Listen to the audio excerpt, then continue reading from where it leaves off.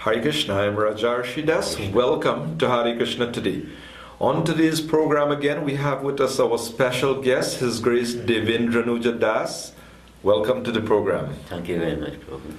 So today we're going to continue from where we left off, and basically we're going to look a bit at the problems that this world is described by Lord Krishna in the Gita as temporary and full of miseries. So we're going to ask Devendranuja Prabhu to speak a bit more about the miserable conditions of the world, because sometimes although people are suffering and they're looking for solution, but actually they themselves are causing the suffering. So perhaps you can elaborate a bit more on the threefold miseries of this world.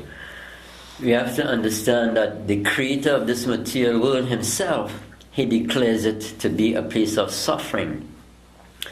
That is God, Krishna, he is called Jehovah, Allah, same one God. But he specifies in Bhagavad Gita that this material world is a prison house.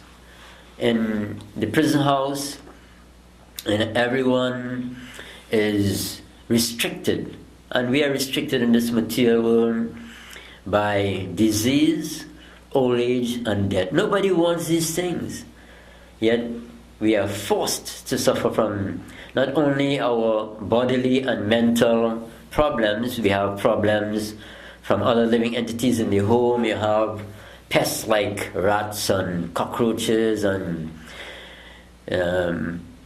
termites and so many different things. And what about the bandits and the kidnappers? Yes, also. Yeah. So there's no scarcity of problems in this material. Sometimes we think that problems mean no money, no financial resources to do what we want, to move how we want.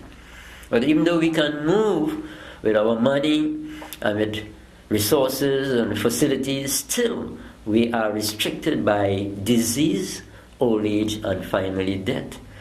So to become free from these miseries, we have to realize that these things, these sufferings, these miseries, they pertain only to the body, but they don't affect us as spirit souls. So we need to become self-realized and become detached from that which affects the body. But at the same time, we have to reinstate ourselves in our original constitutional position as eternal servants of God, and that is a sure cure for all miseries, for all suffering, all anxiety. So you're saying that these threefold miseries that we're experiencing, that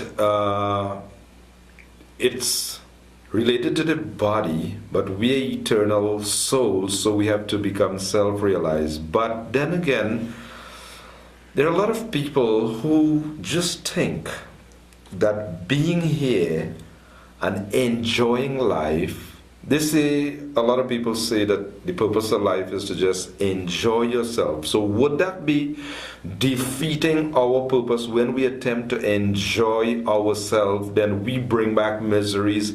So when we understand that we're eternal soul, then we have to establish another goal. So could you speak a bit about this misconception, thinking we are the body and the suffering, how it can be solved by understanding that we are soul and there's an eternal destination? Our attempts to enjoy in this material world is like that of the fish out of water on land. On land, you can offer the fish can have nice meat, nice food, nice everything, but out of his original element, water, he cannot enjoy. So enjoyment in this material world means reinstating ourselves in our original constitutional position as servants of God. Then we can enjoy. Any attempt to enjoy separate from serving God is fraught with difficulty and misery. So you're saying that there are many problems in the world today, all over the world. These problems are being brought about because of mistake about our identity and our duty? Basically, yes. We have been misled into thinking that we can enjoy simply by acquiring money and the things that money can buy. But these things pertain only to the body. to the material aspect of life. What about our spiritual understanding and spiritual pursuit? Well, someone may say, but there are many, and there has been many intelligent persons in society, very learned persons, scientists and philosophers, and how come, despite so many educated and intelligent persons, we seem to be running into more and more conflict and chaos and problems? You know, something seems to be amiss. Yeah, such persons being described as intelligent is questionable. Suppose I have my degree, MA, BA, MSc, and what have you, but I don't know who I am. Then what's the value of such qualifications? We need to know who we are.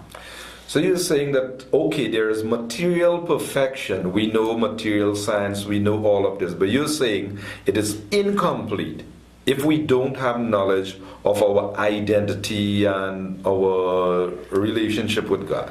Yes, in spite of all our advancement in science and technology, people are most unhappy, people are most cruel. People are thinking it's all right to kill the child in the womb. Intoxication is legal. War is common. And people are suffering, and they will not be advised by leaders of society to turn to God.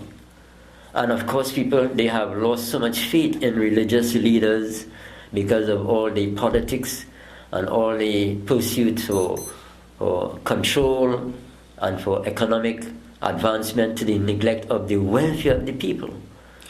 As you brought up this point about leadership, if you would please elaborate a bit, I'll identify different leaders. For example, it begins, we grow up in a home, right? Mm-hmm. So could you perhaps point out, well, what is really the duty of parents towards their children? I mean, because a lot of parents think, well, if you could send them to UE and John D and UG and, you know, what have you, I've done my duty.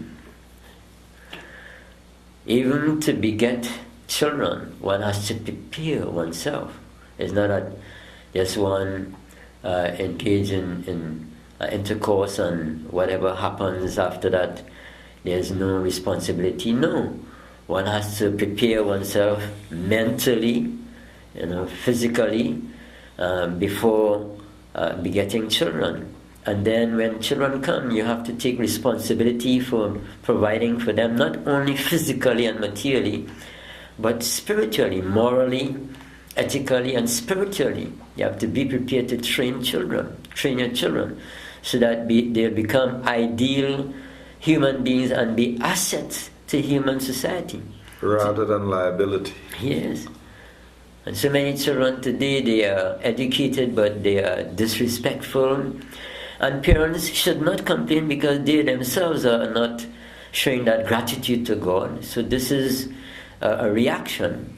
When parents can be exemplary, when leaders of society, they can be exemplary in acknowledging that God is the supreme proprietor, He is the supreme controller, and He is the enjoyer of all the resources in this material world. If we can direct our activities to pleasing Him, we would be most exemplary, and our subordinates, children and dependents, they will automatically follow such good examples. Unfortunately, there's not such good examples anywhere in society. Okay, let's look at some of the other leaders. Now, it's natural children go to school and they spend quite a bit of time in school. So perhaps you could speak about the goal of the education system. Would you think that there is an imbalance, for example, in the United States of America?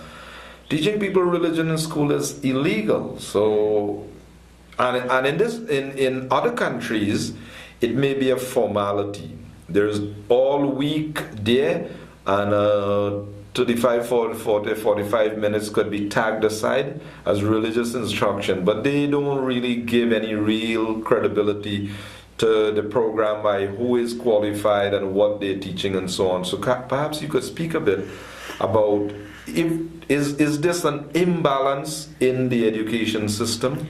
Yes, of course. in the name of being a secular society without religious affiliations, to avoid being criticized and condemned by different sectarian religions, the governments, they are neglecting the most important aspect of education, which is to train citizens to understand themselves as spiritual beings within the physical body, and to cater for both spirit and soul together, so that there's this balance in society. When even spiritually, one cannot neglect the material aspects, so there must be that balance. Then such trained personnel would be naturally peaceful and happy and exemplary for dependents on future generations. Perhaps you could speak a bit about how in the Vedic system, in the ancient scriptures of India, there was a system where the government, they didn't really just do what they want in terms of what goes on in the school, but they were like learned brahmanas teaching scriptures, and they would instruct the leaders in society. So perhaps you could, explain how that could possibly help in today's society if they were willing to take their advice from scriptures and so on.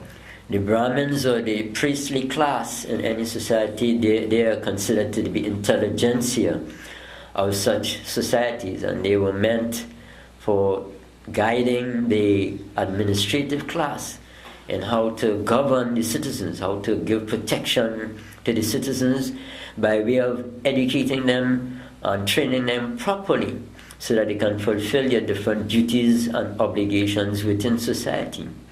Unfortunately, there are no qualified Brahmins and priests in this age, so you get chaos in society, and it's just emphasis on technology and scientific advancement and do what you want.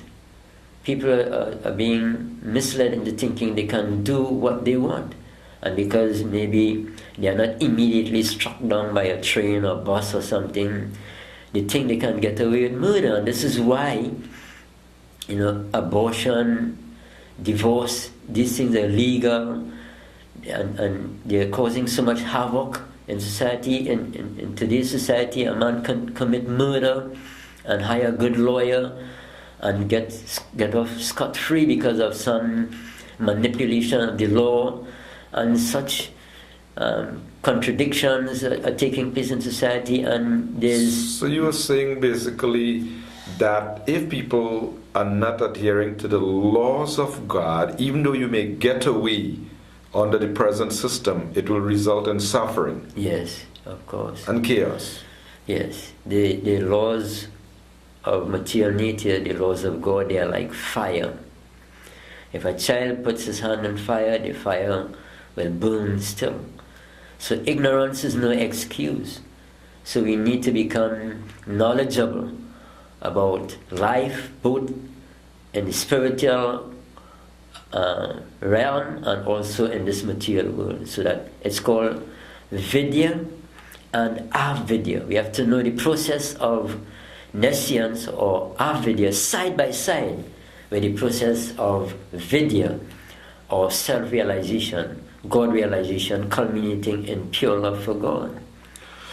Do you think that the government should be responsible for what goes on in the education system in terms of implementing higher values or spiritual education in the system as a means for solving problems?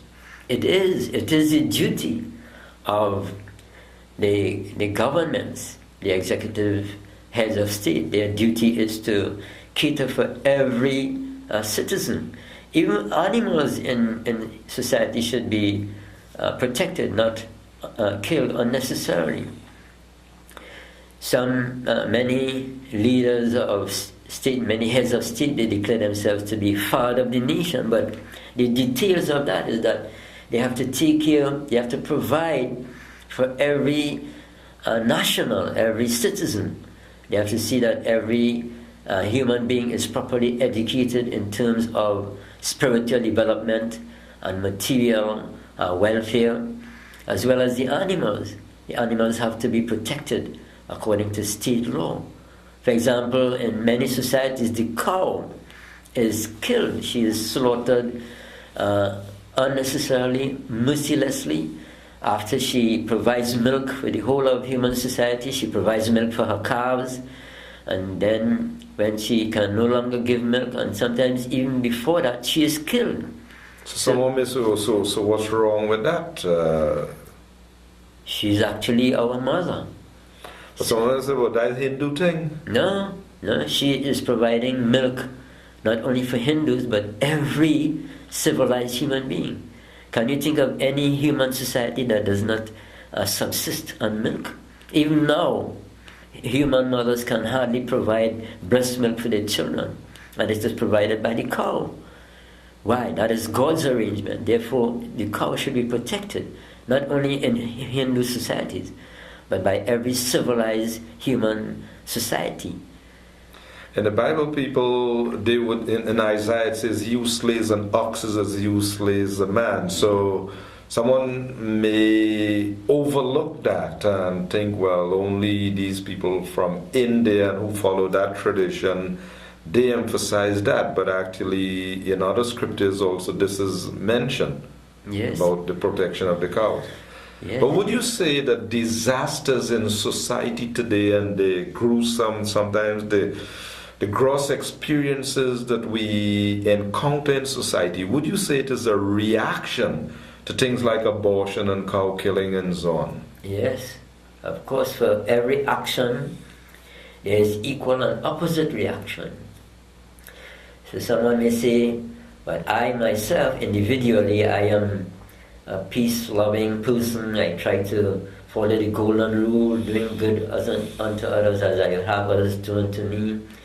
How can I be lumped in with those who are themselves murderers and criminals? But we may appear to be innocent in this life, but in our previous lives we would have committed activities that would be questionable and that would subject us to reaction. So in every effect there is the cause. So when there's some reaction and we analyze that reaction, it means that the cause is there according to that law. For every action there's equal and opposite reaction. So sometimes individually we suffer and enjoy, or enjoy. Sometimes collectively we enjoy, and sometimes we suffer. Well, it may be important to point out also that, someone may have been there in Haiti, lost his life amongst many other people. But if he was living a righteous life, he was living properly, although he died like anybody else. But if a person lives a proper life, then he would have a better destination. Won't you say that? Yes. So it's like the cat. Sometimes the cat, she holds the kitten in her teeth, and the kitten feels pleasure. And sometimes those same teeth of the cat will be holding a rat, and that rat will be terrified. So although every one of us must experience death, those of us who are more fortunate in terms of spiritual practice, it will not be as traumatic as it would be for the person who does not think about being grateful to God and living a spiritual life and helping others to do the same. So even though we may appear to be experiencing death or misery in the same situation, there's going to be differences in the acuteness of the suffering, or the acuteness or the intensity of the enjoyment. So in society, sometimes a society is very miserable, Some part of the world, they may be living it up. They may be relatively more peaceful, enjoying themselves. But shouldn't we see, well, okay, if I live in a company amidst kidnapping and bandits and all of that, don't you think that there should be some good, or I should, learn something and wake up, at least as an individual, I should modify my life in order to, or conform more to the laws of God or something if I live in such a society? That also depends on leadership, good leadership. In bygone ages, the system of government was monarchy, righteous kings. They were pure devotees of God, otherwise they would not occupy the position of rulers. And even if citizens would have some bad reaction to experience, by being engaged in devotional service to God under such leadership, people could be saved from such reaction. Or if reaction were to come, they'd be able to deal with it better because of their spiritual training. So what is going on in modern human society? There's hardly any good leadership who is willing to sacrifice his or her life to become self-realized, to develop pure love for God, or to speak about training others to do the same. So you have all these problems confronting people, and they're not being able to deal with it, so they take intoxication to dull their senses, they engage in illicit sex life, promiscuous life, they party, they waste so much time and energy, not knowing, not realizing that they'll have to get more reaction for. Sometimes people feel like you're treading on their toe when you speak. But that's my enjoyment, going to the party and the mundane music and so on. That's my enjoyment. So, what would you like to suggest or prescribe or recommend? People want to enjoy. You can't stop them from enjoying. So, how should they party? How should they enjoy? Well, without getting sin, of course, or reaction. Simply by, just as in the Bible it said, make a joyful noise unto the Lord, and that the holy name of the Lord is to be glorified with high song and cymbals and drums throughout the land. This is real enjoyment. That when we are planting, those who are farmers, they can glorify the Lord by chanting His holy name, singing His glories, glorifying the pure devotees, the saintly persons, the prophets. This is enjoyment.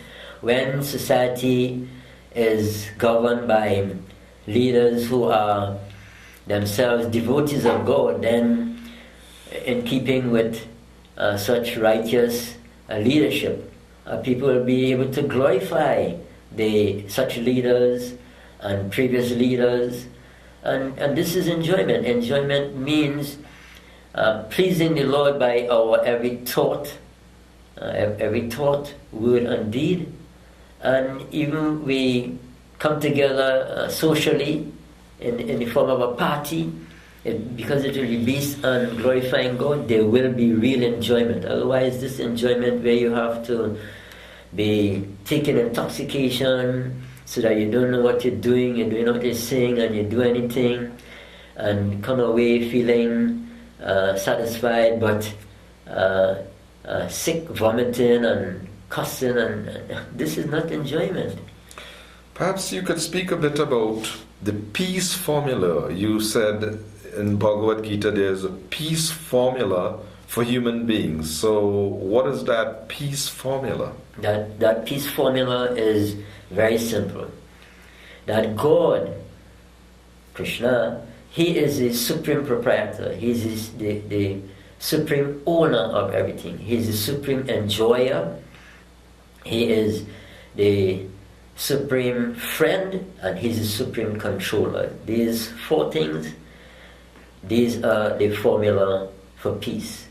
God as the supreme proprietor, supreme controller, supreme enjoyer, and the only friend. As long as we can remember these four aspects, then we become peaceful individually, collectively. And without being peaceful, no one can be happy.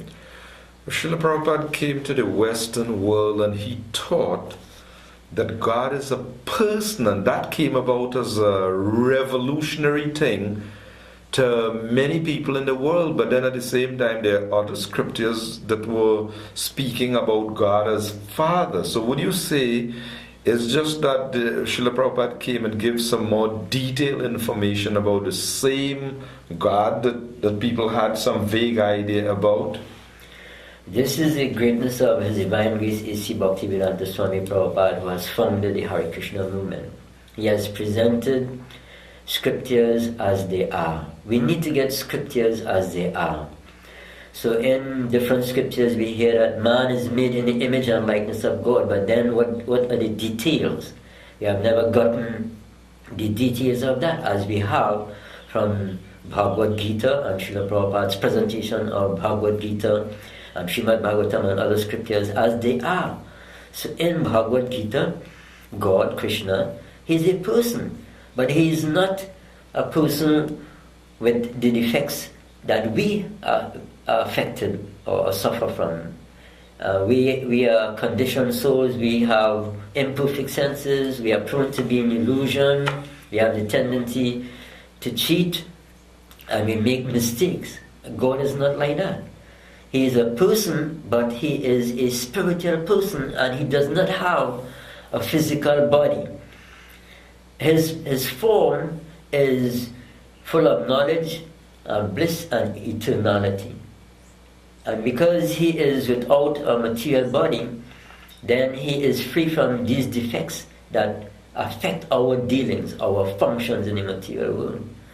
So as the supreme spiritual person, we need to connect with Him as persons ourselves. I am not impersonal. And you cannot love that which is without, or you cannot love impersonality.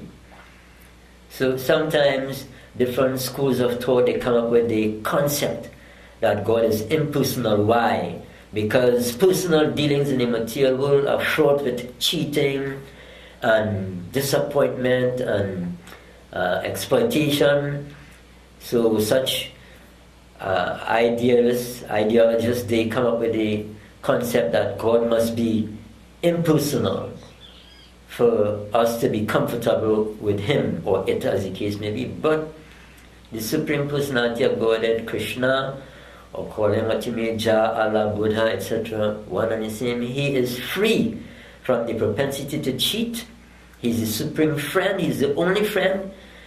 Different friends can be friendly and helpful up to a certain point only. But God, He is friend right down to the last. And He is there always for us. Many songs in the material world say, I'll be there for you. But how much can we be there for each other? We are limited. We have imperfect senses. We are prone to be illusion. We make mistakes. We cannot be there for each other to any extent, to beyond certain point. But God, being unlimited, He is unlimitedly, He's a supreme friend for us all. Perhaps before we conclude, if you could speak a bit about daily discipline or daily practice in life, what would you like to recommend or prescribe for viewers that would make their daily life more sublime? First of all, everyone should try to get up before sunrise every day. As long as the sun comes up and you're still asleep, that very sun, which provides us with solar energy, will take away your energy. You can experiment with this. You can get up early before the sun rises, and you can see during that day you'll have more energy. Of course, when one awakens before sunrise, one should immediately remember God by being grateful for being allowed to see another day. And one should begin one's day by chanting the holy names of the Lord, offering prayers to the Lord, and start one's day in this way. And throughout the day, one's focus will naturally be on God. amidst all our duties and responsibilities. So there are these different disciplines of rising early and performing meditation, chanting the holy names of the Lord and the rosary or mala, the japa mala. Then these 4 basic principles of no eating, no gambling, no intoxication, no illicit sex life. They help enhance one's health, physical health, one's mental and moral well-being, as well as one's spiritual development, side by side with one's responsibilities in material society, human society. Devendra Prabhu, we'd like to thank you very much for being on the program. I am Rajarsi Das saying Hare Krishna, and do join us again next week for another presentation. Hare Krishna. Jai.